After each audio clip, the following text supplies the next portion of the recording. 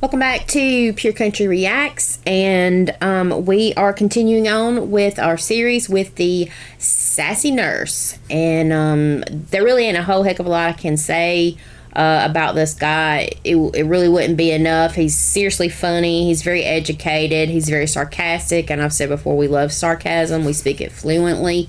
And there's actually some things to be learned from his perspective and his point of view in nursing. And, we don't have enough nurses in the world. So if you come in contact with a nurse, make sure that you treat them with the utmost respect, because really they do all the work. Okay, I know the doctors make the bucks, they make the cash, they do all these things. But you know what?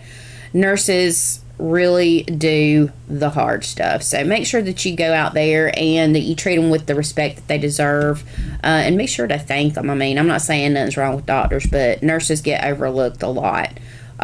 So especially when you got a good nurse, thank a nurse. But let's see what the sassy nurse got to say. Enjoy. Throwback Veggies, my favorite nursing stories. What's it like to work with pediatrics? Part 1. Well, hello, honey. What's bothering you today, honey? It's not me, it's my daughter. Oh. The little one? Are you sure? Are you sure you were going to go see your pediatrician? It'd be much faster. She coughed one time about 2 weeks ago. You coughed once. How long ago? You brought her here for that. What the hell? Do you think she's going to make it? It's an emergency room. Yeah, I think she's fine, honey. Sarah, she's running all over this room right now. Not pretty room, baby. What are you doing? My stethoscope back, you asshole. Let's take your temperature, honey. Please, baby. Stay still, honey. Would you be still, baby? You just want to say 98 too. Shake your pulse off, Sonny. Do your finger. Oh, honey, don't start that crying nonsense. Good God almighty. Have to let them express. Not in the ER, girl. Well, there she goes, just so full of life. You need to bust that ass. That's exactly right. Oh, girl. Keep your kids in tow. Stop touching my stethoscope. Girl, you're going to have to get this demon. That's the truth. I love it. Throwback. I'm about ready to lose my shit and tell everybody to fuck off today. Sister, I am telling you, I'm gonna save that sound and make it my damn ringtone. It's the mantra of my life. But ain't it funny? You just have the worst day in the world, because I had one of them nights, like you had one of them days, looks like. And I'll be honest, I have felt like dog shit the last day or two. Probably fucked around and got the COVID finally. But hopefully not. No, I'm vaccinated and shit. Wear my mask, do all the things. But you know what surprised the hell out of me? As I was leaving this morning, this little old lady looks at me. She was a patient. And she says, honey, you look like you feel bad. I said, I do. I feel like shit. And she said, well, I hope you feel better. You know, I can't remember the last time that a patient, let alone said thank you, asked me how the fuck I was doing. Now, ain't that crazy? Cray. I might actually come back tomorrow. So I'm going to do the same thing for you that she done for me. I hope you have a good day. And thank you for dealing with bullshit. That was a sweet patient. It's a serious video. Yes. Why do people lie? Like a friggin' episode. Code Blue Saga. Emma brings you in today. I got a secret. You shouldn't keep it. Can you tell me what's going on? Don't care what you say. It can help us save your life. Taking this one to the grave. Dr. A, got another and dead. I had a patient one time. Honey, we know you're on drugs. Just tell us what they are, because we don't care. We care that you're sick. We care less about your habits. That's right. Like, no, I don't do no drugs, honey. I got a heart condition. But you know they lying. Well, they got them little meth hands with like little red lobster talons. So we know you lying. Let's mention all your previous visits pop up in the computer. Overdose. Why lie today? Wouldn't give us a urine, refused to Foley. They're not going to turn you in. So when we take the bra off, to put the paddles on, felt like I was in froyo. Sprinkles everywhere. 77 Xanaxes, like a 5 and below in that thing. Roll 10 foil, spoon, candle, glass bong, and a mysterious powder. It went poof. But whenever I did CPR for 30 minutes. I'm gonna need some more of that. When your patients request something for pain, sir, do you have any allergies?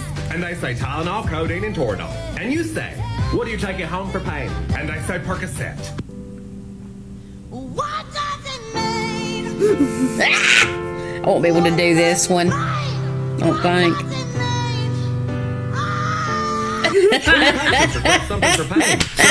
Love him. What's an incredibly safe opinion you have that would trigger absolutely no one? I'll go first. Clouds are nice. Sir, hi, first off. My name is Sassy. Pleasure's mine. Yes, I still shake hands during a pandemic because I'm from the South and we're not total dicks yet. But I want to Exactly. inform you of something. The clouds are racist because they're inherently white. There's not enough black clouds. There's just not enough rainbows in the sky. And gray clouds. There's just not enough of them. And that upsets me. Because gray clouds bring rain and shade. I'm a gray cloud. I bring the shade. So welcome to planet Earth. You must be new here. But in the year of our fathers and pronouns, there is nothing that you cannot say safely that will not trigger a single bitch out there. It cannot be done. Prove me wrong. That This should be is fun. true. So true. Hashtag truth. That is so true. Anything you say Triggers triggers somebody. There's not one person in the world that's going to make completely happy. Except us. I'm not triggered by much. The only thing that would probably trigger me is the C word. Okay, if you call me the C word, that will trigger me into the punch reflex. Other than that, it takes a whole lot to really tick me off. I mean, because I just sort of kind of compound it, and I wait for that last little straw, the straw that broke the camel's back, and then it all goes to shit. No. I hope you ain't from the South, man. Cause let me tell you, you touch a lady's eyebrow down here that she just spent 4 days drawing on her face, they'll slap the life right off your damn face. I don't care if they're 18 or 118. They will unalive you. Don't touch their hair. Don't talk about their hair. And most importantly, never touch a Southern woman's makeup. You know what? In fact, don't even talk to them. If they ask you something, it's better to ignore and live another day than to answer and die in that moment. You see what I'm saying? Don't worry, boo, I got you. Oh, and don't talk about their cooking. Took care of a patient one time who stabbed a man to death with a potato peeler because he said her cooking stunk. That's what they do to you if you wipe that eyebrow off her face. They never find your body. They put your ass in a wood chipper, son. Feed you to the pigs. I tell you, you better just take this down right now before they find you. Yeah, I don't care what you look like. Don't be touching me. And if you didn't, then you're doing all right. As a nurse, I would never know if I shit my pants. Other day, somebody shit in my shoe while it was still on my foot. Shit on my pants twice, and I'm just peachy.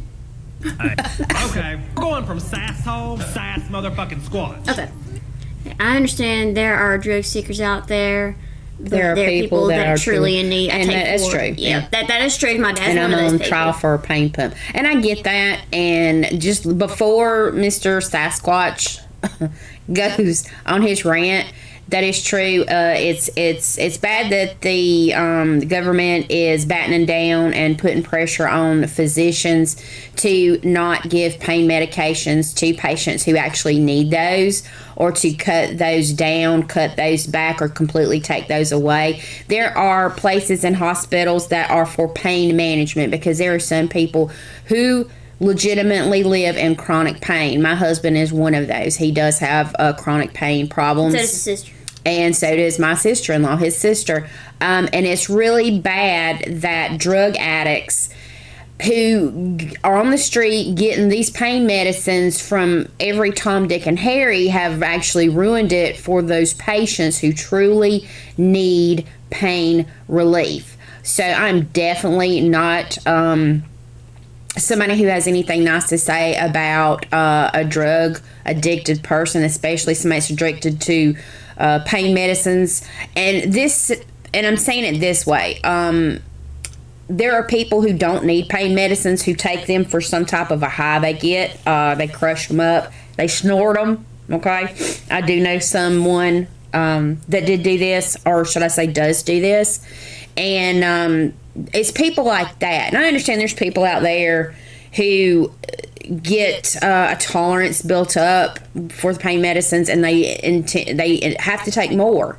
You know, you do build up a resistance to all medications if you take them all the time. And I mean, I think that's just to be expected. But there are literal people out there who are in need of pain medicines, and the government has just really cracked down a lot on that. And I blame drug addicts, people who are doing these drugs to get a high and not for any kind of pain relief. So, but I'm going to let my sassy nurse here do his Sasquatch thing. So... Okay, we're going from sasshole to sass motherfucking squatch. I don't know why I keep In doing case you that. don't know, that's the triggered version of me. Listen Yay. here, Michelle, with 2 L's. I'm tired of explaining this. Every time I make a video about pain-seeking patients, I get you've been done wrong. That is clear. But not by me. We don't need your bibliographies. We know there are chronic pain patients. Yes. They need meds for breakthrough pain. That's not what we're talking about here. Right. No, it's a shock to you all, the general public, that patients lie to get pain medicine. I don't want you bullshit, but you don't know what pain they're in. The people are breaking into crash carts because they don't get what they asked for and steal cardiac drugs and then run out the door. I don't think it's about pain. When people lie to you and say they're allergic to Tylenol, admit to taking Percocet. That is a lie. Tylenol is in Percocet. Thank you, you've been educated. When people ask for Dilaudid and tear the room apart and then run out the door or beat up the healthcare worker because they didn't get their fix. It's not about you, Michelle. It's about the shit we go through. Be gone with your bullshit. Okay. And I have to agree with, and I'm not in healthcare the way that Sassy Nurse is. I actually do work in healthcare. And I actually had worked years and years ago inside a hospital.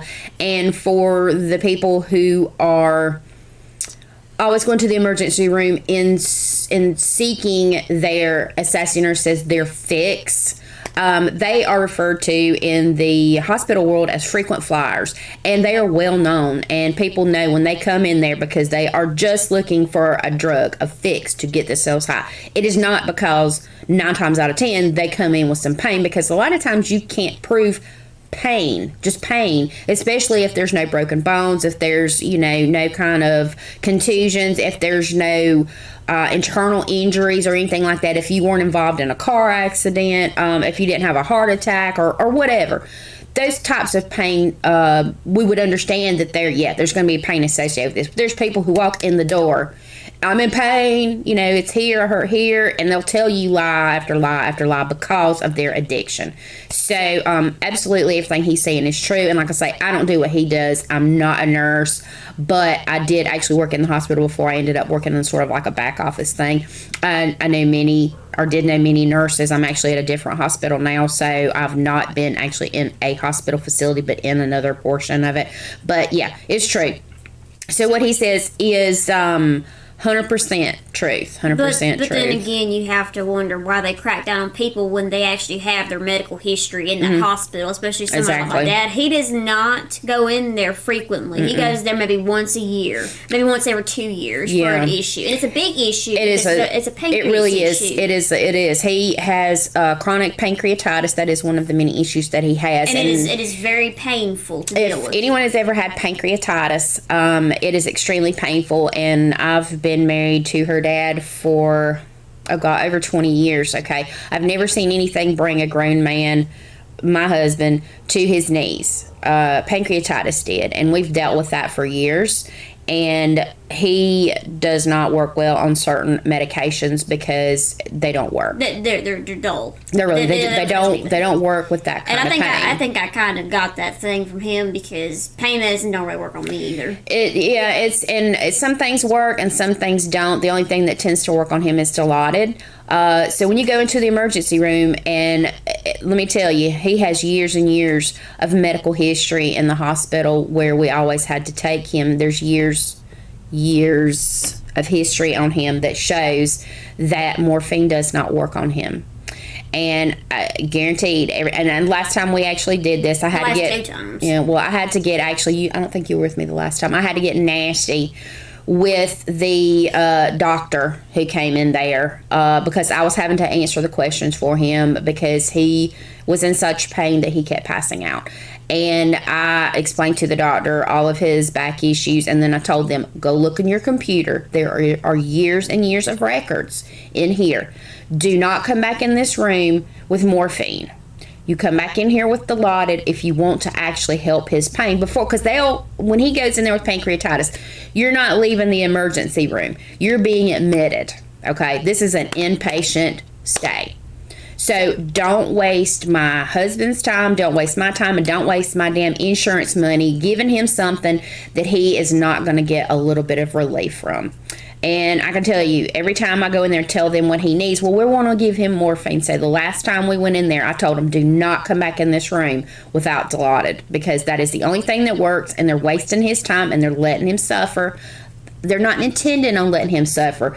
They want to look at him like he's a drug addict because you ask for something specific. No, I ask for what works for his pain. And that's why we said, look at his record. And that's why I said, go to your computer, look. There's at least 10 years of medical history on him. At least just look for every person. Even though if somebody's going to ask something specific, at least just look instead of assuming they're all drug addicts. If somebody comes in, like myself with my husband, I say, this is what's going on.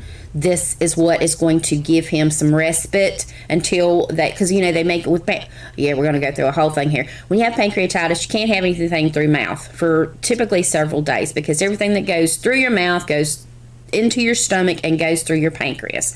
When you have pancreatitis, your pancreas is angry.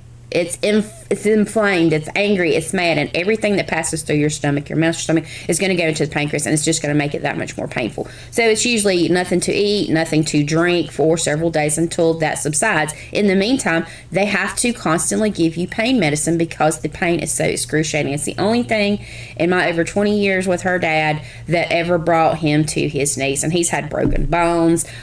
He's had different types of sicknesses that we all have. He's diabetic. I mean, you know, so the thing is my point with them is we're not up here for a fix. Go look at the records. It's not that hard to do. And it was very easily proved. So guess what? They come back in with Dilaudid, okay? It was right there in the computer. Just, if somebody comes in and asks for something, they can go and they look, unless you jump hospitals. I mean, I don't know. But anyway, yeah.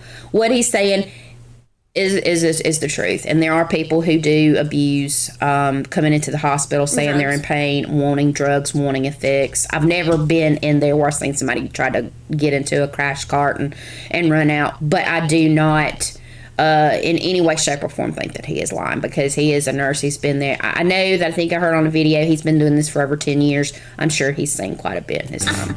What's it like to work in healthcare in the South?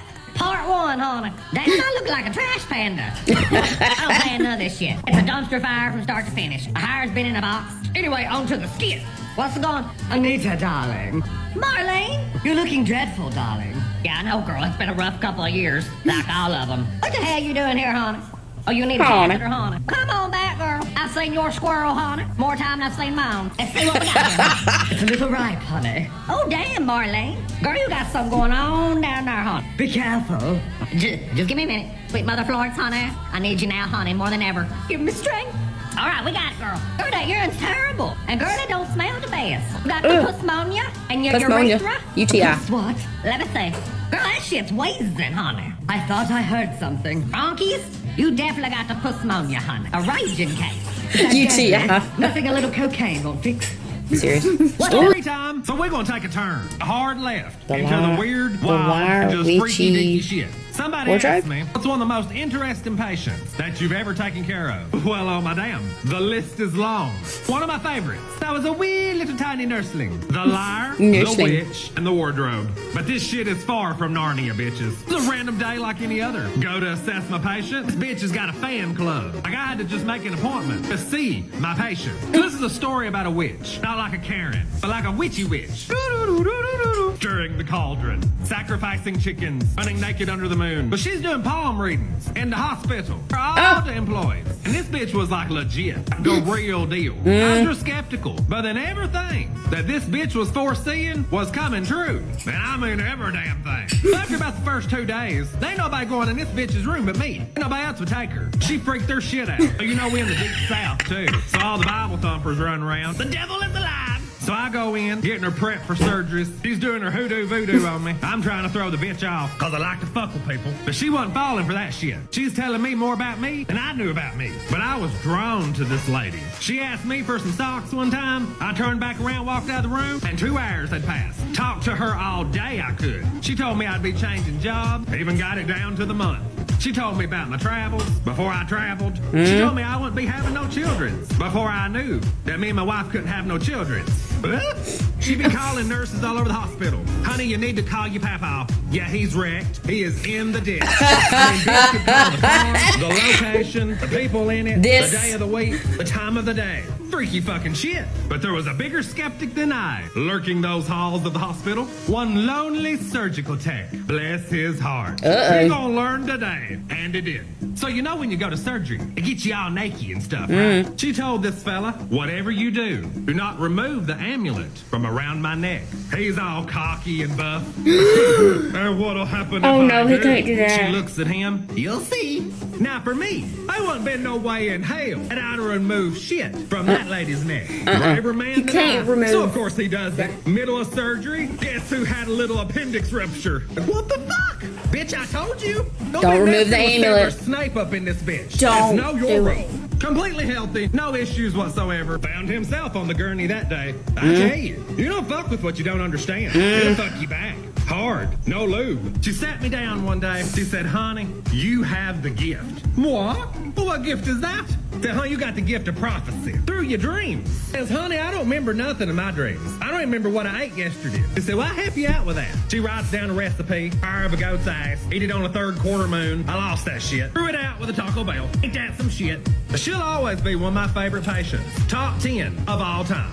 Oh, yeah. Yeah, let her go ahead and tell you. No, you tell him. You tell What do you want me to tell?